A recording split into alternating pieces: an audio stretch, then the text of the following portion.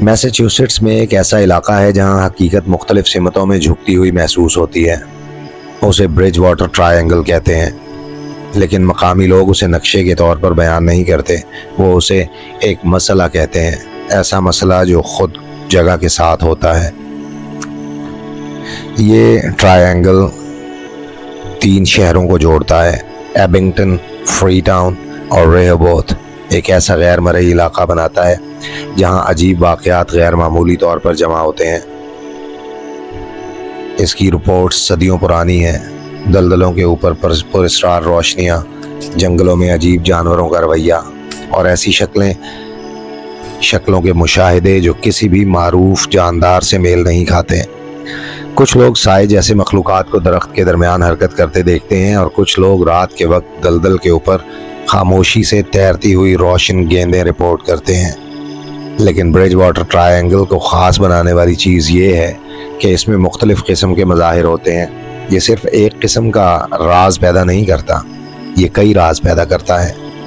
Corrupted سائٹنگز، UFO جیسی روشنیاں، مبینہ haunted جگہیں، برقی نظام کی خرابی اور خوف کے شدید احساسات جو بغیر وجہ کے آتے ہیں۔ اس کا سب سے مشہور مقام ہوکوموک سویمپ ہے۔ مقامی لوگ اسے کہتے ہیں وہ جگہ جہاں روحیں واپس نہیں جاتی۔ وہاں جانے والے لوگ اکثر راستہ بھول جاتے ہیں، چاہے جگہ جانی پہچانی ہو۔ کمپاس کام نہیں کرتا، آوازیں بگڑ جاتی ہیں، اور وقت کبھی سست کبھی تیز محسوس ہوتا ہے۔ پھر نظر آنے والے واقعات شروع ہوتے ہیں۔ بڑے سائے جو درختوں کے درمیان بغیر شاخیں توڑے حرکت کرتے ہیں۔ پانی کی سطح سے کوئی چیز دیکھ رہی ہوتی ہے، اور قدموں کی آوازیں جو پیچھے آتی ہیں پھر اچانک رک جاتی ہیں۔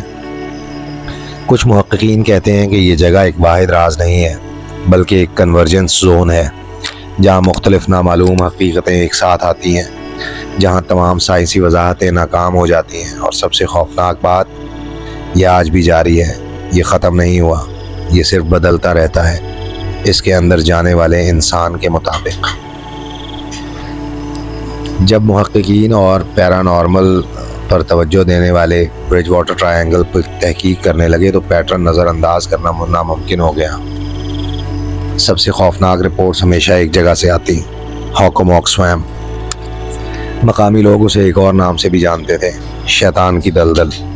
اس دلدل میں جانے والی تحقیقات عام طور پر ٹھیک شروع ہوتی، واضح راستے، جانی پہچانی زمین، قابل برداشت ماحول۔ لیکن چند ہی منٹوں میں سب بدل جاتا۔ GPS سگنلز کمزور ہو جاتے یا بالکل ختم ہو جاتے، کمپاس بغیر سمت کے گھومنے لگتا اور آوازیں بگڑنے لگتی، جیسے حقیقت خود فلٹر ہو رہی ہو۔ پھر گمشدگیاں شروع ہوئی۔ مسافر اور محققین کہتے ہیں کہ انہیں پیچھے قدموں کی آواز سنائی دیتی، آہستہ، مسلسل، ان کے ساتھ چلتی ہوئی۔ لیکن جب وہ مڑتے کچھ بھی نہیں ہوتا تھا، صرف ہلا ہوا پانی، ٹوٹی ہوئی گھاس اور اچانک خاموشی۔ کچھ لوگ واپس ہی نہیں آئے۔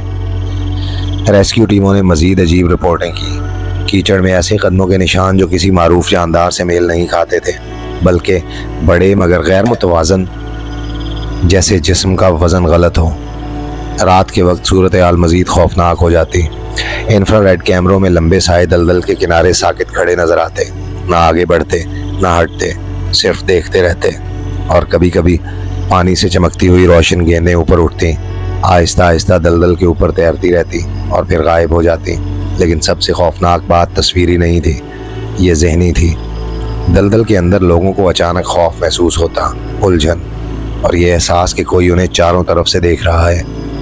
یہاں تک کہ تجربہ کار محققین بھی اپنے آلات چھوڑ کر واپس آنے لگے، کیونکہ دلدل خالی محسوس نہیں ہوتی تھی، یہ محسوس ہوتی تھی جیسے وہ زندہ ہو، جیسے اندر کوئی موجود ہو جو آنے والوں کو جانچ رہا ہو اور طے کر رہا ہو کہ انہیں کیا دیکھنے دیا جائے گا۔ سال گزرتے گئے، لیکن برج واٹر ٹرائی اینگل صرف ایک کہانی نہیں بنا، اس کی رپورٹس بڑھتی گئیں، نئے واقعات سامنے آتے رہے، مختلف لوگ، مختلف زمانے، مگر وہی پیٹرن، صرف ہوکوموک سویمپ میں نہیں بلکہ پورے ٹرائی اینگل میں۔ رات کے وقت سڑکوں پر لوگوں کے سائے دیکھتے جو اس سڑک پار کرتے لیکن ٹکرانے سے پہلے غائب ہو جاتے۔ خالی عمارتوں میں لوگ آوازیں سنتے جو ان کے خیالات کا جواب دیتی تھی، مگر وہاں کوئی نہیں ہوتا تھا۔ اور جنگلوں میں لوگ ایک ہی احساس بیان کرتے کہ کوئی ان کا پیچھا کر رہا ہے، حالانکہ پیچھے کچھ نظر نہیں آتا تھا۔ کچھ محققین نے اسے سائنسی طور پر سمجھنے کی کوشش کی، لیکن ہر کوشش ناکام رہی۔ ڈیٹا کبھی مستقل نہیں رہتا تھا۔ نتائج اس بات پر بدل جاتے تھے کہ کون دیکھ رہا ہے، کیونکہ کچھ کیسز میں ایک ہی جگہ پر چند سیکنڈ میں مختلف ریڈنگز آ جاتی، جیسے یہ جگہ ایک ٹھوس ماحول نہیں بلکہ ایک بدلتا ہوا نظام ہے، ایک ایسا نظام جو مشاہدے، احساس اور شعور کے مطابق رد عمل دیتا ہے۔ سب سے خوفناک نظریہ بعد میں آیا۔